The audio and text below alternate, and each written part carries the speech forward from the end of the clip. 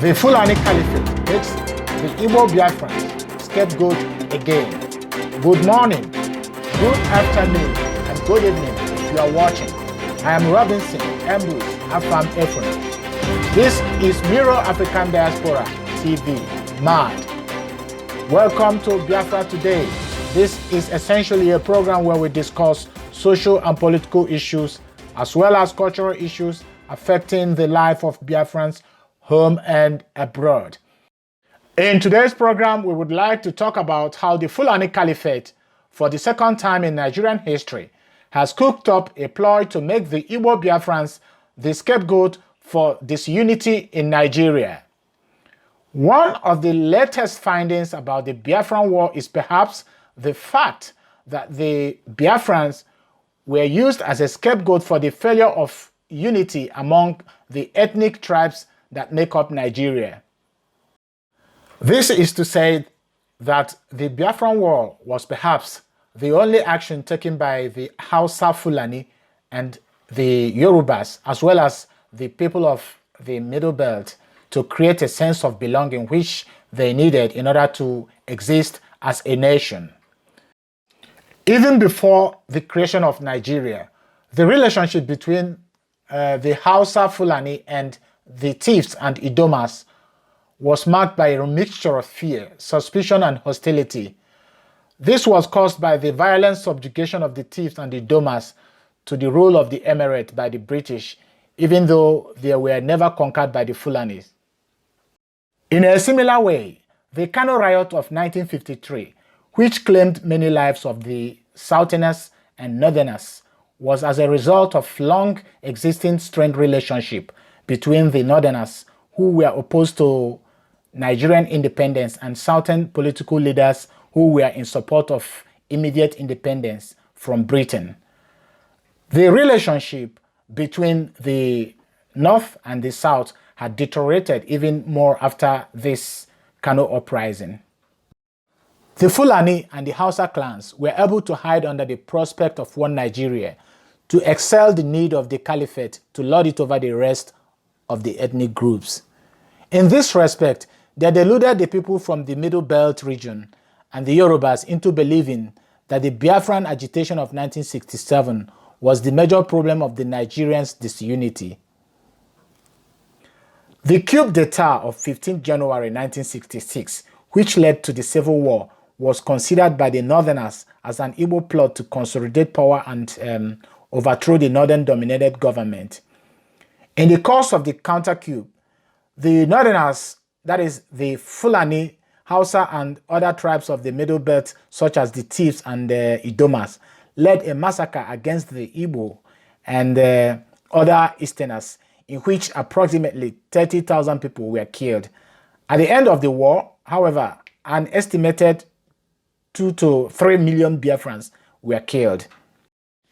In view of the ongoing killings by the Fulani headsmen across the country, it becomes obvious to the people of Middle Belt as well as the Yoruba ethnic groups that their existence is seriously endangered by the Fulani ethnic group. In addition to this, we see erstwhile champions of the unitary government of Fulani Republic, paraded as Federal Republic, now supporting the idea of restructuring. Olusegun Obasanjo, for example, showed his deviation from the ideology of a unitary government when he stated that restructuring is unavoidable. In a similar way, Major General Yakubu Gowon, who led Nigeria in the war in which millions of Biafrans were killed, had at a public event called for the adoption of appropriate measures to ameliorate the pains of the Igbos. All these are happening at a time when the Yoruba governors inaugurated undertaken as a regional security outfit for the Oduduwas. Considering these developments, it can be said that the allies of the Fulani Caliphate are beginning to discard those principles that held them together, and the power structure of the Fulani Caliphate is gradually shrinking as the specter of an impending collapse of Nigeria moves closer and closer. In the face of impending collapse of Nigeria, the caliphate, just like in 1967, seems to have cooked up yet another ploy to make the Igbo Biafrans the scapegoat for this gradual disintegration of Nigeria. You may recall from my last post in which I discussed the Senate-approved $22.72 billion loan, despite that Senator Aberibe objected to it. Recent news about how this loan was shared shows that the Southeast geopolitical zone, which is predominantly the Igbos, has been excluded from getting a share of this loan. This gives rise to question of the reason why the Southeast geopolitical zone was excluded from getting a share of the loan which they are entitled to. The Director General, Northern Elders Forum, NEF, Professor Yemi Sen, said in an interview with Daily Sun on Tuesday that the Southeast geopolitical zone were excluded from the loan because they are not well represented in project allocated, which the loan is meant to address. He also said that Southeast senators should have fought against the approval of the loan. This statement seems to contradict facts, as we recall that Senator Aberibe vehemently challenged the approval of the loan. It seems there is basically no plausible explanation for the exclusion of the Southeast zone from receiving the share of the loan. Our analysis, however, is that this is perhaps, on the one hand, a political machination of the Fulani caliphate to wrap the other ethnic groups in their little finger. On the other hand, it can be seen as an act of implicit and deliberate provocation of discrimination against the Igbo Biafrans, which the caliphate has regarded as direct opponent since the conception of this country, Nigeria.